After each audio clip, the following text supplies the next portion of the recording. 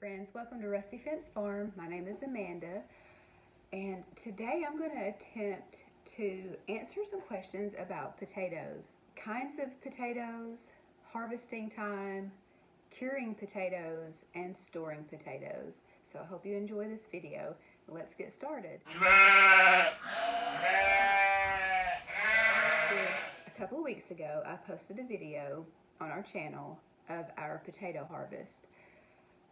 We do a little bit of gardening. We don't do a lot. This year, the main thing that we planted were potatoes. Now, I did plant another garden, but it didn't go well. So, I'm not going to do any more videos on that, but it didn't go well. But our potatoes did do fairly decent. So, I'm going to tell you what kind of potato we planted. First, let me ask you, did you know that there are determinate and indeterminate potatoes? Honestly, I didn't know that. I did not know that there were determinate and indeterminate, just as in tomatoes. So determinate varieties will only grow so much. They kind of have a predetermined amount of how much they'll grow. Indeterminate varieties will continue to grow as long as there's soil in available soil for them to grow in. So once you plant the potato, we would do something called hilling the potato. Hilling means, so you plant the potato, it grows, and after a couple of weeks, you would go out and you would mound some more dirt up around the base of the plant. And those potatoes are actually going to continue to grow up in that new soil, and then maybe a few weeks later you go hill up some more, and more potatoes are going to grow in that soil, and you just keep doing that. The plant will keep growing, you keep hilling up soil, and then more potatoes will grow. So some varieties of determinate potatoes would be your red Pontiac, Gold Rush, Norland, Cranberry Reds. Some indeterminate varieties would be like German Butterball, Russet, and Kennebec. And there's many, many more. I just wanted to name a few. Well, we planted Kennebec potatoes, and I'm actually going to try to do this video in about 10 minutes. So try not to drag the video out too long. So we did Kennebec potatoes this year. Kennebecs are, like I just said, an indeterminate variety. So the more you hill them, the more you add soil, the more they'll grow. They are a white potato. They are actually very popular. In our video that we did, that I posted a couple of weeks ago on our potato harvest, we mentioned in that video that we could not remember the variety of potato that we got. And so what I did, we got our seed potatoes at our local co-op, which that's what we love to do. You can order seed potatoes online, and there's no problem with that, but we like to get ours locally at our co-op. So I called our co-op just to see if they remembered what types and what varieties they sold, and they did remember, and so he told me the white potato that they sold were Kennebec potatoes. So I started doing some research on Kennebec potatoes. Kennebecs are in fact indeterminate. So the more you hill them, the more they'll grow. They are very popular actually. And y'all, I've got notes. I've got notes right here. So that's why I'm looking down. All right, they were actually created from a cross of potatoes in Maine in 1941. I didn't look up the cross. I didn't look up the varieties that they were crossed from. But you can do that. That's kind of the nerd in me, just looking up history and research on stuff like that. So Kennebec potatoes, let me tell you what they are good for. They are good for just about any old way that you want to make them. They will work fine. They're good for baking, boiling, frying, stewing, and they are very popular for French fries and potato chips. In fact, when I did my research, I read that many restaurants are on the lookout for Kennebec potatoes because they do work so well as fries. So that's a little bit of history and what they are good for. they are a high yielding crop as well, which I would say probably all indeterminate potato varieties are high yielding, probably. So let's talk about harvest time for potatoes. First, let me show you. I've got a few of my potatoes here. This is actually the biggest one one of the biggest ones we got. And then we got this size. A lot of them are this size. And then we got some smaller ones, of course, that we will use. Harvest time for these, you can actually harvest them at 2 different times. You can do an early harvest, which would be between 70 and 80 days, or you can do a later harvest after they're like full grown, 90 to 120 days. Well, we harvested ours on the 91 day mark. There's a few reasons we did that. We had some rain coming in.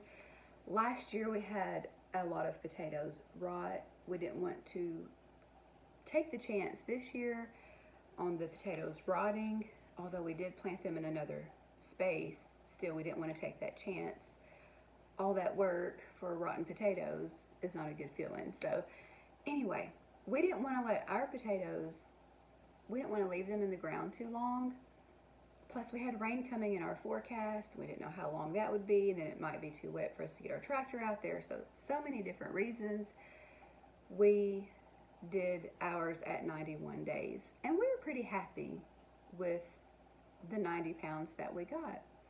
I've cooked several of these potatoes, and they taste fantastic. Everything was great. So how do you know when it's time to harvest your potatoes?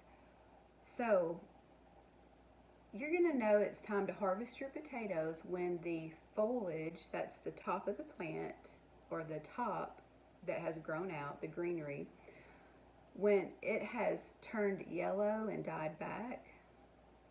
Now there are a couple of different ways people do these. It depends on what area you live in. Some people actually leave their potatoes in the ground for quite a while. They go dig the potatoes up as they use them. Now it's really too hot in our area for that, and like I already mentioned before, we've had experience with rotting potatoes, so we didn't want to take that chance. So when the foliage died back, we went ahead and dug our potatoes up. You can also just go out and dig a few plants up and check to see the size, which is kind of what we did too. We dug a few up to check the size, and if they are the size that you would like, then go ahead and harvest them. How do you harvest potatoes? There's a couple of different ways. You can use a pitchfork to dig them up because it allows the soil to, fall between the little forks. But you do have to be careful, because if you watched our video before, you saw that we actually stabbed one of them, and you're going to lose a few. There's going to be some casualties that you lose, even if you just use a shovel or really anything but your hands. And our soil's too hard to just try to dig, and plus we had over 200 plants, so we weren't, we wouldn't dig all those up by hand like that. So you can use a pitchfork, you can use a shovel, you can use your hands, and what we ended up using was a plow, which I'll put that in this video and you can see. And you still have to be careful with the plow, because we did lose a few potatoes. Till you get started and your plow can go down far enough in the ground, you may cut a few of your potatoes. So anyway, that's just the way it is. You're just going to lose some of them. So now what do you do after you harvest your potatoes? Well, this is a very important step, is to cure your potatoes. Now, once you harvest your potatoes, do not clean your potatoes. This potato looks pretty clean, but actually we have not cleaned them, and you can see some dirt right there falling off. You don't want to clean your potatoes. After you harvest them, you may, if you want to, if there is a lot of dirt, you can just take them and, knock it off with your hands, rub them off a little bit, because you don't want the dirt to sit and possibly rot the potato as well. But you also don't want to clean them either. So how do you cure potatoes? Well, after you kind of knock the dirt off of them a little bit, you're going to want to find a coolish area. Now again, when you do research, you may read a few different things. So what I've read, and the best thing that I've come up with, is ideally your temperature should be between 45 and 70 degrees to cure your potatoes, maybe a smidge cooler. So to cure your potatoes, you're going to want to find a cool place, somewhere between 45 and 70 degrees. You're going to want that space to be dark. You don't want a lot of sunlight on your potatoes, because the sunlight will cause your potatoes to turn green and become mildly poisonous and bitter, so you don't want to do that. So you need a cool place, a dark place. You want enough space so that you can lay your potatoes out in a single layer. You don't want to stack or like just throw them all in there and let them all be sitting on top of each other like that, because they will probably rot. You're looking to have plenty of airflow in the potatoes, so that's why you want to lay them out in a single layer, and where they're not really touching each other. Okay, that way they get plenty of airflow. The reason we cure potatoes is so that the skin hardens up. Also, this gives the potato a chance to kind of heal itself if there are some nicks or bruising or something like that. It prolongs the storage life of your potatoes, because it's going to allow the moisture to stay in. Actually, so the first thing it does is allow the potatoes not to be too moist, or allows the skin to dry, because you don't want the skin to be moist. But we do want to preserve the moisture inside the potato. So hardening the skin allows the moisture, to stay inside the potato. Also, the starch content will start breaking down a little bit, and the potato would just taste better. How and why do you cure potatoes? We'll recap on that. You find a cool place, a dark place, a spot that's large enough to spread out in a single layer. And the reason is you want to prolong the storage life of your potato and allow the skins to kind of heal from any nicks that they have gotten. How long do you want to cure your potatoes? You want to cure your potatoes anywhere from 7 to 14 days, really. That would be long enough. So we happen to not have a place that matches all of that criteria. So last year we tried curing our potatoes in our garage. I just think it was too hot last year to do that, and so I did not try that again this year. We brought our potatoes in the house, and they have been curing in our kitchen up under a counter, which I'll show you that as well. So we had some shelving outside. They're actually right here under me, is why I keep looking down. We had some shelving outside, some plastic shelving. And now you don't really want to store your potatoes in anything plastic because it will sweat, but these shelves have holes in the bottom of the shelf, and I laid cardboard on top of that, and then we spread the potatoes out. We have 3 shelves in here that we did that with. We slid them up under this counter that you're sitting on right now, and we covered them with a sheet. Now, in our house, it's going to stay somewhere between 68 and 72 degrees.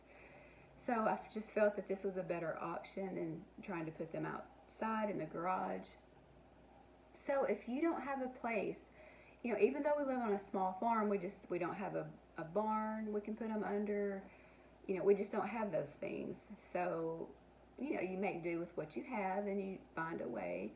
And we don't have 90 pounds might seem like a lot, but really, when it's all said and done, it's really not that much. And we go through a lot of potatoes, probably somewhere between 5 and 8 pounds a week. We dug our potatoes on, I think it was July 6th, and today is August the 14th. So they've been here for a month. I've just left them in the spot that we put them in to cure. They're still there, actually.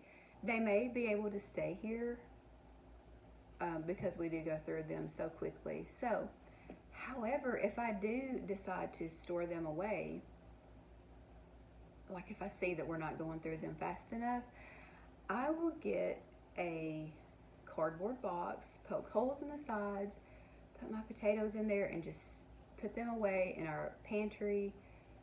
We have a very small pantry. It's literally a coat closet that I made into a pantry. So I will just stick those up under there. It stays dark in there, and they'll be close to the floor, and so they'll stay cool enough. I've seen people use laundry baskets because the laundry, even though they're plastic, they've got plenty of holes and they've got plenty of airflow. You may want to line the bottom of your laundry basket with something. Even your cardboard box, you may want to line it with something. People also use burlap type sacks. And to store your potatoes, you're also going to want a cool, dark space for that as well. Now, you don't have to leave your potatoes in a single layer. You can, bag them up, or it's fine for them to be sitting on top of each other after they have cured. Your temperature, the ideal temperature would be between 40 and 45 degrees. That's what I've read. We, again, do not have a space that meets those requirements. So I'm just going to do the best I can, make sure the potatoes have plenty of airflow.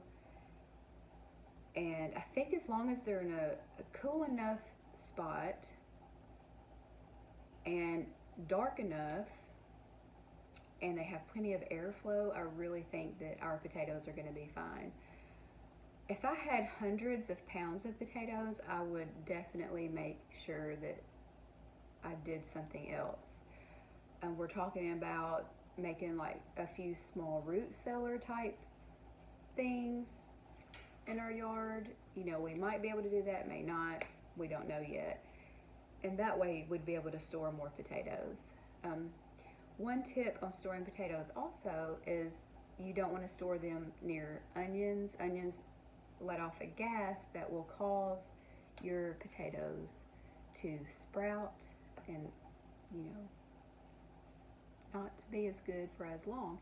How long can you store potatoes?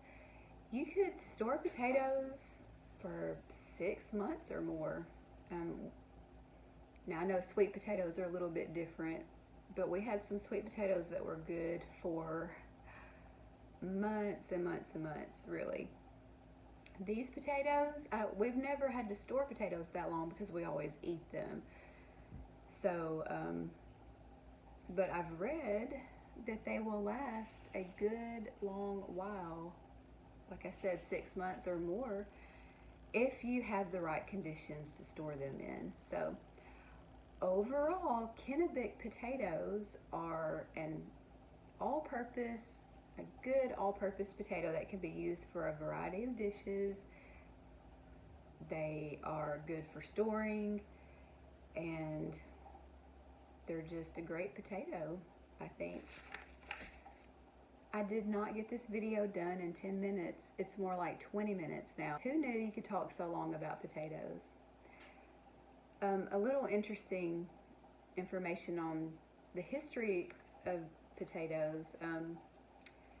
In 1845, there was something called the Great Hunger that began in Ireland. So it was called the Great Hunger. It was actually a potato famine. They lost millions of potatoes over a few years' time due to potato blight. And actually, that is when many Irish people immigrated to America. They immigrated to some other countries as well, but we had a lot of people come in from Ireland. And the potato famine in 1845 was a main reason that people were leaving Ireland. It started in 1845 and ended about 1852. So I actually learned that in my daughter's history this year, or last year actually. thought that was an interesting little tidbit of information. So if you homeschool or you want your children to learn more about potatoes, just Google potato worksheets for children. There are so many websites that are educational for children. And I would link a few, but I mean, there's so many, all you have to do is Google, potato education for kids or potato worksheets for kids or something like that. Potatoes are actually very nutritious for you. They have a little bit of protein. I know they don't have much. They do have a little bit of protein. They've got, a good amount of potassium and some other minerals that you need. So read somewhere that it may have been the USDA, I'm not sure, but they said if you have whole milk and potatoes, you could basically live on whole milk and potatoes. Those two things have the minerals and the nutrition that you need to survive, really. So potatoes are a great thing. I've tried to stay away from white potatoes in the past, and I try not to eat too many. Everything in moderation. It's not everything, but things like potatoes in moderation is, it's going to be okay. I just want to say thank you for joining me today to talk about potatoes. And if you found any value in this video, I would really appreciate you liking the video. And also, if you would like to come along with us on our little farm here and just see some things that we do. We raise meat sheep. We raise chickens for eggs, of course. We also garden a little bit, and there's some other things we do. We homeschool. We started a business this year. So we're going to have videos on our channel that deals with all of those things. We are also going to talk about our faith and our family and life and encouragement, and that's what we want this space to be on the internet, is encouraging. So okay, well, thank you again for watching, and I hope that you learned a little bit about potatoes.